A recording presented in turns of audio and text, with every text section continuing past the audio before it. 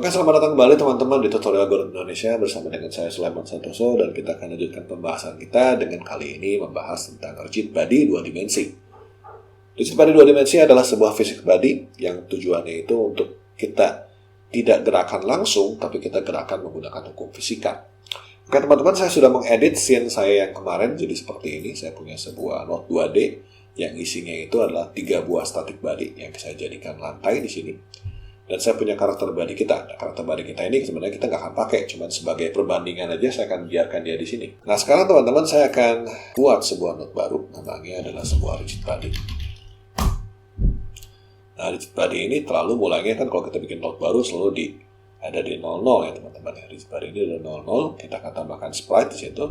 Tambahin lagi sebuah sprite 2 dimensi, lalu kita taruh dia di dalam rigid body. Sprite 2 dimensinya, teksturnya apa, kita kasih gambar yang sama aja deh. Kita kasih si gambar bola MC ya, bola MC nya kita kasih lagi seperti ini. Tentunya kita kasih transformnya kecilin dulu, scale-nya 0,2 gitu, lebih kecil dari karakter utama. Setelah kita pasang seperti ini, kita tambahin collision shape juga. Jadi rigid body juga sama seperti karakter body, dia juga perlu namanya collision shape. Kebetulan collision shape-nya bentuknya sama dengan yang tadi, jadi kita circle aja. Cuma circle-nya belum pas, jadi kita gedein dulu. Oke. Kalau sudah settingannya di sini, saya ganti jadi bola. Saya akan pindahkan si bola ini ke samping seperti ini. Sampai situ dulu teman-teman. Kalau kita jalankan si game kita akan lihat bahwa karakter utama saya tetap diam seperti biasa, tapi si rigid body saya ini langsung turun, langsung jatuh ke bawah. Karena apa? Karena rigid body ini terkena gaya gravitasi. Gaya gravitasi dari mana teman-teman? Jadi secara otomatis sebenarnya di dalam Godot kita akan pasang sebuah gaya gravitasi. Kalau teman-teman pengen ngubah gaya gravitasinya, kita bisa ke project, ke bagian project setting. Kita search filter settingnya physics. Nah, physicsnya kita klik 2D.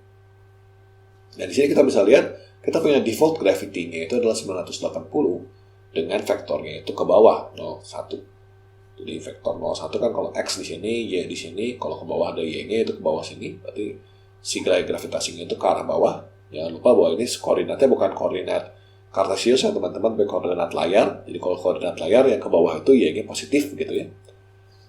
Maka di sini gravity-nya 01. Dengan daya 980. Jadi kalau teman-teman pengen ngubah gravitasinya jadi lebih lemah atau lebih kuat, kalau pengen teman-teman gravitasinya mau diubah ke kanan, ke kiri, ke atas, ke bawah, bisa diubah di sini ya. Nah, mari kita lihat apa aja isinya dari rigid body 2 dimensi ini. Nah, teman-teman bisa lihat rigid body ini terdiri dari canvas item, node 2D, collision object 2D. Ini sama dengan si karakter body ya, kalau teman-teman bandingin ya. Dan sisanya di atas ini adalah khusus buat rigid body-nya. Mari kita lihat isinya apa aja. Pertama teman-teman, kita punya massa. Nah massa ini kita lihat isinya awalnya defaultnya 1 kg. Ini bisa kita tambahin, bisa kita kurangin teman-teman. Semakin besar massanya maka dia akan semakin kuat kalau dia bertabrakan dengan yang lain gitu ya. Tapi kalau misalkan dia tidak kecil massanya maka dia semakin ringan gitu ya. Nah di bawah sini teman-teman kita punya inertia. Inertia ini menentukan teman-teman seberapa besar daya yang diperlukan kalau kita pengen si benda ini berputar. Itu kurang lebih seperti itu. Jadi kayak massa, kalau itu sebutannya kayak massa kan kalau buat tembukannya, bergerakannya. Tapi kalau inersia itu adalah perputarannya. Semakin besar massanya dia akan semakin tidak bergerak, semakin besar inersianya dia akan semakin tidak berputar gitu ya. Di sini ada center of mass-nya. Center of mass ini juga bisa kita tentukan. Jadi titik pusat massa daripada benda saya ini ada di mana. Jadi kalau teman-teman ingat tentang fisika, ya ini semua hubungannya sama fisika ya teman-teman ya. Ada yang namanya physics material authority, ini nanti kita bahas di tempat lain aja. Ada namanya gravity scale. Nah ini gravity scale ini adalah untuk menentukan seberapa besar rigid body saya ini terpengaruh oleh gravitasi. Jadi kalau kita set gravity scale-nya jadi 0 teman-teman, maka sekarang si rigid body saya ini kalau saya jalankan tidak lagi jatuh, tapi dia diam aja di tempatnya. Custom integrator ini kalau kita pengen atur sendiri pergerakannya, kalau kita pengen atur pergerakan rigid body sendiri, kita pakai custom integrator.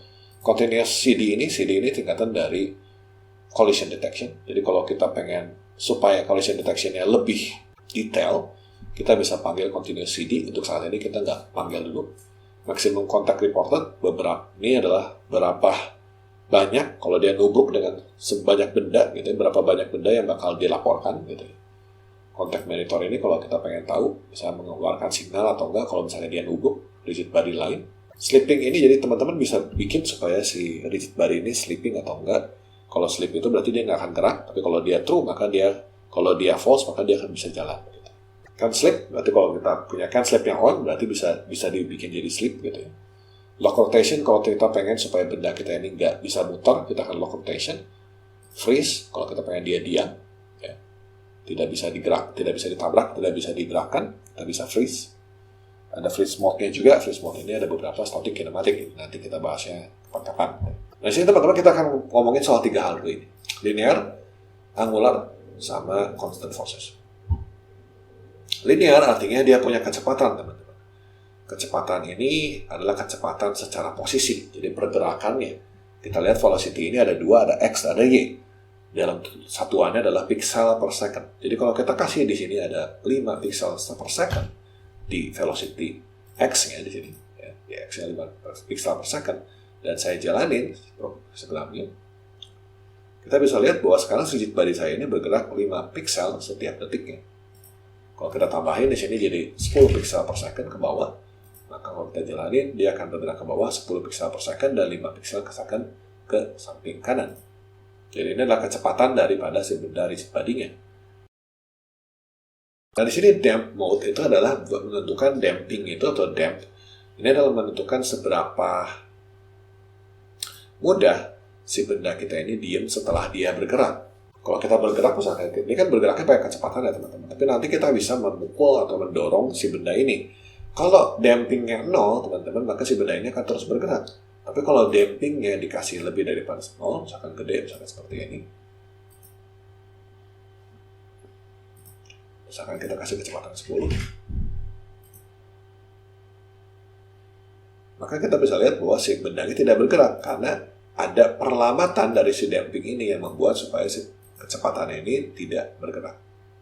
Teman-teman bisa lihat ini gerak sebentar terus dia diem gitu. Kita kasih supaya lebih jelas 100 gitu. Dia gerak terus dia melambat dan kemudian dia diem. Kalau ini saya kecilin teman-teman supaya kelihatan yang 1 begini. Dia gerak tapi lama-lama dia melambat terus dia diam. Nah itu damping. Semakin besar dampingnya dia akan semakin cepat untuk diam.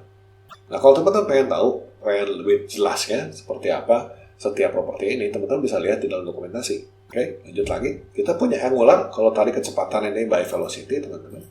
Kalau angular itu adalah kecepatan secara sudut, jadi perputarannya dia, berapa radian per detik. Jadi kalau kita kasih dia misalkan angularnya kasih 5 di sini, 5 radian per detik, teman-teman akan lihat si rigid body kita ini akan berputar.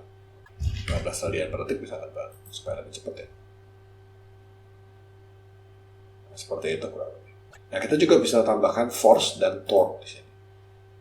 Jadi kalau linear di sini dan angular di sini, teman-teman, itu adalah kecepatan awal ketika kita jalanin si game-nya, gitu ya. Kecepatan awalnya berapa, velocity awalnya berapa, gitu ya. Kemudian nanti bisa memperlambat atau mempercepat.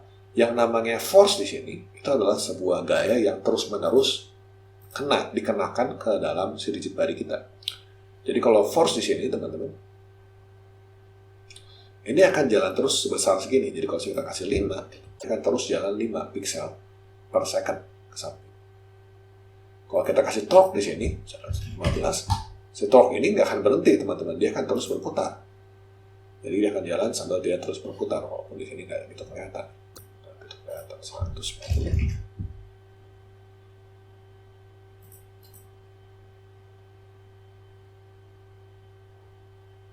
Kelihatannya teman-teman, ini akan terus ditambahkan, dia akan terus sebesar itu terus gitu ya, si perputarannya, dia akan terus muter terus gitu. Ini by the way, si satuannya itu kilogram pixel kuadrat per s kuadrat, jadi pixel square per detik square gitu dibagi radian, jadi ini perhitungannya lebih rumit ya teman-teman. Ini kecepatan, atau ini adalah gaya yang terkena, gaya yang menekan si bola kita ini, gaya yang menekan rigid body kita. Ini adalah perputaran yang terkena ke rigid body kita. Jadi bukan kecepatan. Kalau kecepatan tadi kan cuma pixel per second ya, atau angular juga radian per second ya. Tapi ini adalah gaya, teman-teman. Jadi gayanya Kalau teman-teman tahu fisika ya, fisika itu kan ada kecepatan, ada gaya. Nah ini gaya bukan kecepatan. Karena itu adalah kalau kita punya si rigid body secara propertinya. Oke, di video selanjutnya teman-teman kita akan ngomongin soal gimana caranya kita mengcoding si rigid body kita ini supaya kita bisa mengaturnya by code. Terima kasih banyak atas perhatiannya. Kita jumpa lagi di video berikutnya.